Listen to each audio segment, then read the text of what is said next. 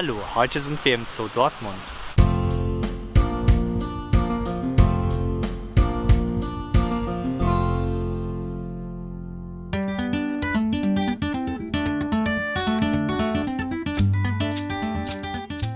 Hier haben wir die Mutter, das ist die Ute.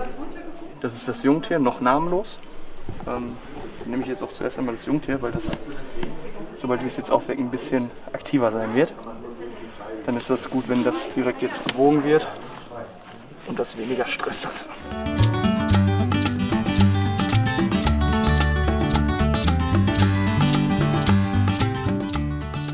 Geht jetzt einmal in die Hängematte.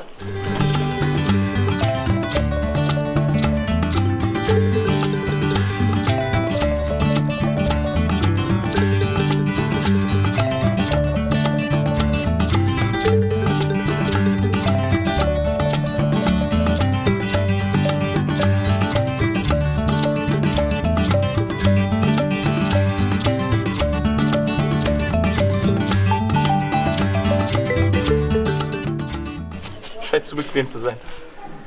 Komm. Ja.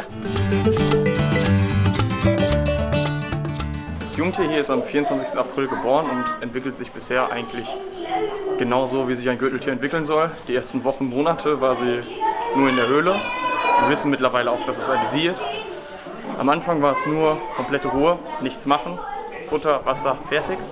Wir haben es probiert, ihren Vater zuerst mit drin zu lassen, also mit dabei zu lassen, haben aber festgestellt, er war einfach zu interessiert, er war zu neugierig, wollte die ganze Zeit gucken, oh, guck mal, was hast du da? Und das fand Ute halt gar nicht lustig und hat das Jungtier die ganze Zeit von A nach B getragen, war nur gestresst, das Jungtier war nur gestresst.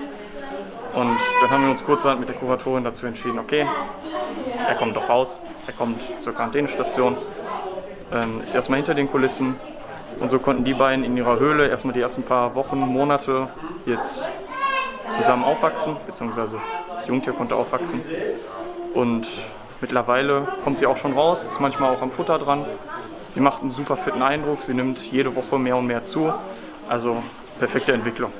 Wir füttern Ute und dem Jungtier eigentlich jeden Morgen und jeden Abend einen Mix aus gerösteten Gemüse, das kann von Tag zu Tag variieren, mal Karotte, rote Beete, Knollensellerie, vielleicht ein bisschen Paprika und was wir halt einfach so zur Verfügung haben. Dazu gibt es noch ein bisschen Joghurt gemixt, ein bisschen Hackfleisch und Reis. Und ansonsten gibt es für Beschäftigungsfutter wie jetzt zum Beispiel ein paar Zofobas. Wir haben hier jetzt ein paar Zofobas reingefüllt für die Ute, damit sie hier ein bisschen auch mit ihren Krallen so tun kann, als würde sie graben, um das Ganze zu drehen. Damit sie einfach nicht nur ein paar Zofobas hinkriegt, sondern damit sie auch ein bisschen beschäftigt ist und ein bisschen was zu tun hat. Geben wir das so, dass sie nicht direkt zu einfach drankommt. Die Futtermenge passen wir gerade immer tagtäglich an, da das Jungtier halt immer ein bisschen größer wird und jetzt auch mitgeht ans Futter. Müssen wir gucken, dass nicht nur fürs Jungtier genug da ist, sondern auch noch für Ute. Deswegen auch die Beschäftigungsfütterung immer noch zwischendurch, weil auch wenn sie dämmerungs- und nachtaktiv sind, läuft sie trotzdem tagsüber hier noch mit rum. Unsere Tiere wiegen wir 1- bis 2-mal mindestens die Woche, vor allem jetzt gerade, da wir gucken müssen, dass es eben genügend Futter ist, Ute ihr Gewicht hält, das Jungtier mehr Gewicht dazu kriegt. Wir packen sie dafür, wie wir vorhin gesehen haben, in einen Jutesack rein, hängen sie dann an diese Hängwaage und wenn man sich vorstellt, man hängt einfach irgendwo auf einer Matte und wird von wem getragen, das ist für die Tiere einfach wie eine Hängematte. Wir sind sehr entspannt. Das habe ich auch gesehen, als ich sie runtergesetzt habe. Die wollten erstmal gar nicht aus dem Sack raus. Ist schön dunkel, ist muckelig, da bleibt man erstmal lieber drin.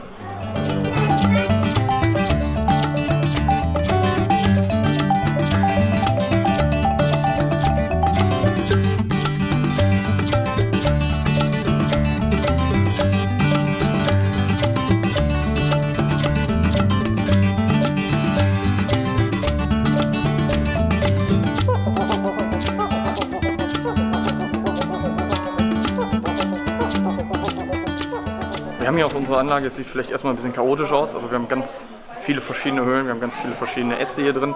Einerseits Totholz, damit Ute viel für die Krallenabnutzung graben kann, weil jetzt, vor allem in der Zeit, in der sie viel mit dem Jungtier in der Höhle war, sind ihre Krallen so sehr gewachsen, dass sie unbedingt wieder abnutzen muss. Deswegen haben wir auch diese Wanne mit Sand hier, damit sie verschiedene Untergründe zum Graben hat. Und wir haben so viele verschiedene Höhlen, weil wir einfach nicht wussten, wo möchte sie gerne sein. Das wechselt sich auch noch tagtäglich teilweise ab. Manchmal ist sie mit dem Jungtier in die eine Höhle gezogen, dann wieder in die nächste. Manchmal hier in so einem schwarzen Eimer, den wir einfach auf den Kopf gestellt haben. Die kann hier überall langlaufen, wo sie will. Sie hat auch keine festen Laufwege. Sie sucht sich jeden Tag so neue aus. Also wir finden, dass sie es auf der Anlage eigentlich ganz schön hat.